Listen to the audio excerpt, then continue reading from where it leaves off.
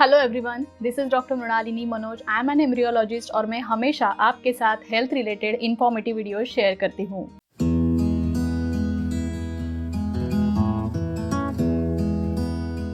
आज का वीडियो बहुत सारे कमेंट्स पे होने वाला है। जी हाँ, एक तरह का Q&A वीडियो होने वाला है। कई सारे व्यूअर्स हमें कमेंट करते हैं, उसमें से कुछ ऐसे कमेंट्स मैंने चुने हैं जो कि इंटरेस्टिंग है, उसके बारे में जानकारी होना सबके लिए बहुत इंपॉर्टेंट है, ऐसा मुझे लगता है।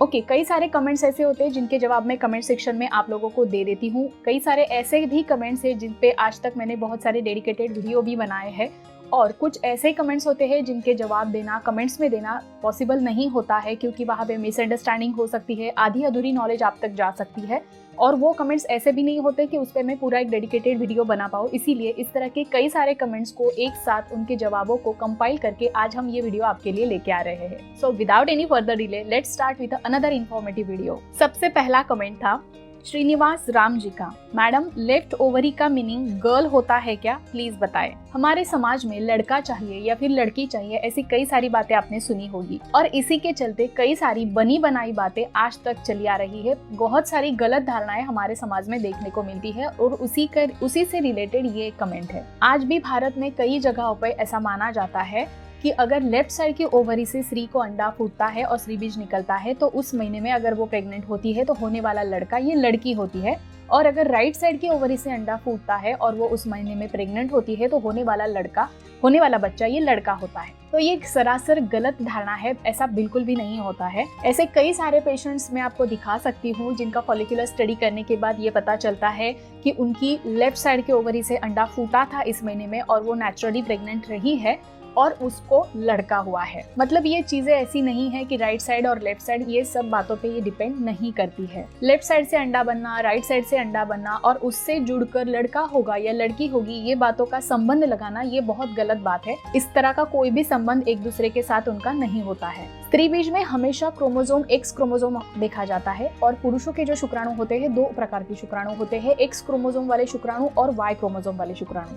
और पुरुषों के ये शुक्राणु तय करते हैं कि होने वाला बच्चा ये लड़का होगा या लड़की होगी। अगर X क्रोमोसोम वाला शुक्राणु स्त्री बीज के साथ फलित होता है तो वहाँ पे XX कंस्टिट्यूशन तैयार होके होने वाला बच्चा ये लड़की होती है, और अगर Y क्रोमोसोम वाला शुक्राणु स्त्री बीज के साथ फलित होता है तो उसका कंस्टिट्यूशन XY बनता है और होने वाला बच्चा ये लड़का पैदा होता है। इससे रिलेटेड ऑलरेडी एक डेडिकेटेड वीडियो मैंने आपके साथ शेयर किया है। अगर आप जानना चाहते हैं डिटेल में तो उसका लिंक मैं नीचे डिस्क्रिप्शन बॉक्स में और आई बटन में भी दे दूंगी, जाके जरूर चेक कर लेना। चलते अगले कमेंट की ओर। ये कमेंट था मोहम्मद साकिब जी ने। आई होप मैंने आपका नाम अच्छे से प्रोनाउंसिएशन किया है। तो इनका कमेंट था कि X क्रोमोसोम और Y क्रोमोसोम की लाइफ कितनी होती है, अलग अलग होती है या सेम होती है। इसका आज अगर मैं आंसर दूं तो इसका आंसर है जी हाँ, इन दोनों की लाइफ, X क्रोमोसोम वाले शुक्राणु और Y क्रोमोसोम वाले शुक्राणु, इन दोनों की लाइफ सेम होती है। जी हाँ, इस पे आज भी कई सारे रिसर्च हो रहे हैं, लेकिन WHO का जो भी ऑथराइज्ड डॉक्यूमेंट होता है, इसमें इस तरह का कोई भी फैक्ट आज तक मेंशन नहीं किया गया है। तो जी हाँ, शुक्राणुओं की लाइफ स्पैन, दोनों तरह की शुक्राणुओं की लाइफ स्पैन सेम होती है। शुक्राणुओं की लाइफ स्पैन की बात हो रही है तो ऑफ कोर्स ओवम यानी स्त्री बीज के लाइफ स्पैन के बारे में भी सवाल आया है। कमेंट किया था गणेश कुमार जी ने। मैम, महिला का ओवुलेशन होने के बाद कब तक महिला का अंडा जीवित रहता है? इनका सवाल का मतलब यही था कि ओवम का यानी स्त्री बीज का लाइफ स्पैन कितना होता है। जी हाँ, तो ओव्यूलेशन होने के बाद स्त्री बीज यानी वो अंडा सिर्फ 24 घंटे तक ही जीवित रहता है। 24 घंटे के बाद वो स्त्री बीज यानी ओवम डीजनरेट होने लगता है, यानी नष्ट हो जाता है। इसीलिए अगर आप प्रेगनेंसी अचीव करना चाहते हैं तो इन 24 घंटों को बहुत ज्यादा इंपॉर्टेंस होता है।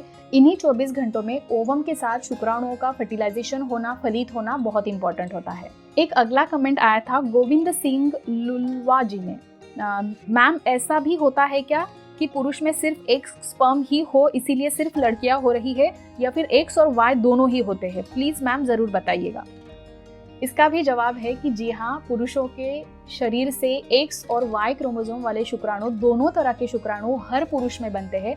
ऐसा नहीं होता है कि सिर्फ X क्रोमोसोम वाले ही शुक्राणु बनेंगे या फिर सिर्फ Y क्रोमोसोम वाले ही शुक्राणु बनेंगे, ऐसा नहीं होता है।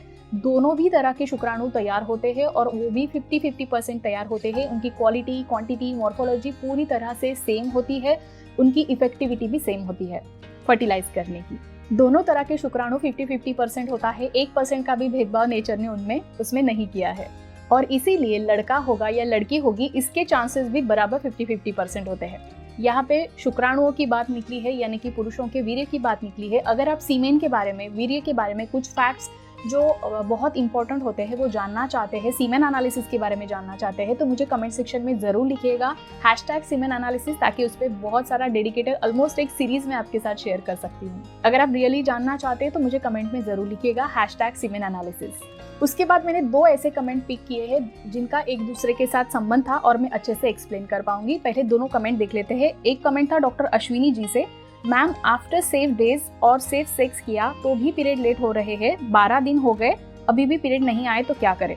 और उसी से रिलेटेड एक और कमेंट था संजय घोष जी का, अगर पीरियड लेट हो जाए तो डाउट क्लियर करने के लिए कितने दिन बाद प्रेगनेंसी टेस्ट करना चाहिए। दोनों सवालों को एक साथ एक्सप्लेनेशन दे रही हूँ, ध्यान से सुनिएगा। सेफ डेज में सेफ सेक्स करने से प्रेगनेंसी के चांसेस नहीं के बराबर होते हैं। जी हाँ, महीने के कुछ ऐसे दिन होते हैं जिस वक्त अगर आप विदाउट प्रिकॉशंस भी अगर रिलेशन बनाते हैं तो प्रेगनेंसी के चांसेस नहीं के बराबर होते हैं। और सेफ सेक्स का मतलब है आपने प्रिकॉशन लिया है, कंडोम का इस्तेमाल किया है। तो इन दोनों भी सिचुएशन में प्रेगनेंसी के चांस नहीं होते हैं। लेकिन कई बार ऐसा होता है कि जब आप प्रेगनेंसी नहीं चाहते हैं और आपके दिमाग में ये बात हमेशा चलती रहती है कि मैं प्रेग्नेंट तो नहीं हो जाऊंगी, तो ऐसे केसेस में फीमेल में हार्मोनल इम्बैलेंस हो जाता है। थोड़ा सा स्ट्रेस, टेंशन की वजह से थोड़े से हार्मोन्स की गड़बड़ी हो सकती है, जो देखा जाता है कई बार, और उस वजह से उनके पीरियड्स नहीं आते हैं। वो प्रेग्नेंट भी नहीं होती है और पीरियड्स भी नहीं आते हैं। उस वक्त टेंशन वाली बात हो जाती है कि मेरे पीरियड्स अब तक क्यों नहीं आए हैं, क्या मैं प्रेग्नेंट हूँ, इस तरह से डाउट आ जाता है।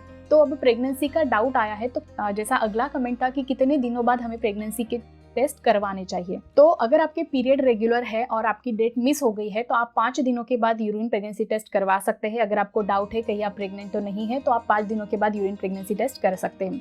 अब यूरिन प्रेगनेंसी टेस्ट के 3 नतीजे आ सकते हैं। एक तो डायरेक्टली पॉजिटिव आ सकता है, तो अगर पॉजिटिव रिपोर्ट आया है तो वो प्रेगनेंसी कंटिन्यू करनी है या अबॉर्ट करनी है, उस तरह से आपको डिसीजन लेके आपको डॉक्टर से ट्रीटमेंट करवानी होगी।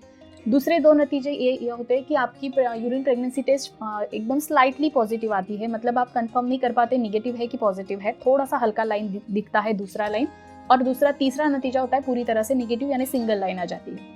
अब ऐसे केसेस में, इन दोनों केसेस में आपको क्या करना है, आपको वेट एंड वॉच करना है और 3 दिन के बाद आपको अगर पीरियड्स नहीं आते 3 दिनों तक फिर तो आपको वापस से एक यूरिन प्रेगनेंसी टेस्ट करवाना है। दूसरी बार जब आप यूरिन प्रेगनेंसी टेस्ट करवाते हैं तो आपको ऑलमोस्ट आपके डेट के ऊपर 8 या 10 दिन हो चुके होने चाहिए। पीरियड की डेट मिस होने के बाद 10 दिन हो चुके हैं, 2 बार यूरिन प्रेगनेंसी टेस्ट निगेटिव आ चुका है, तो आपको डॉक्टर से मिलना चाहिए कि अगर आप यूरिन प्रेगनेंसी टेस्ट निगेटिव आ रहा है मतलब आप प्रेग्नेंट नहीं है, फिर भी आपके पीरियड्स क्यों नहीं आ रहे हैं। क्योंकि प्रेगनेंसी ना होते हुए पीरियड्स ना आना, इसके पीछे कई सारे कारण हो सकते हैं, जैसे PCOD, PCOS, ovarian cyst, fibroid और भी कई तरह के हार्मोनल इम्बैलेंस एक्सेट्रा। तो आपको यहाँ पे जानना चाहिए कि आपके पीरियड्स रेगुलर क्यों नहीं आ रहे हैं और उस तरह से आपको उसकी ट्रीटमेंट करवानी चाहिए। अगला कमेंट था अर्चना पाचपांडे जी का, ओव्यूलेशन ही नहीं होता है, कुछ उपाय बताएं। जैसे कि मैं हमेशा कहती हूँ कि ovulation occurs 14 days prior to menstruation, मतलब पीरियड्स आने के ठीक 14 दिन पहले ओव्यूलेशन हो जाता है। कई महिलाओं में, कई पेशेंट्स में ऐसा देखा जाता है कि ओव्यूलेशन होता ही नहीं है। जी हाँ, अंडा फुल्ली मैच्योर होने के बाद, जैसे 18 to 20 mm ये फुल्ली मैच्योर ओवम का साइज होता है, और ये साइज अचीव करने के बाद नेचुरली शरीर में LH सर्ज यानी ल्यूटिनाइजिंग हार्मोन की मात्रा अचानक से बढ़ती है और उस हार्मोन की वजह से वो अंडा फूटता है, रप्चर होता है और उसमें से एक स्त्री बीज बाहर निकलता है, जिस प्रोसेस को हम ओव्यूलेशन कहते हैं। लेकिन कई महिलाओं में ये अंडा फूटता ही नहीं है, ठीक है। तो ऐसे केसेस में वो अंडे की size 24 mm, 30 mm, 32 mm, 36 mm तक वो अंडे की साइज बड़ी हुई दिखती है और अंडा रप्चर ही नहीं होता है।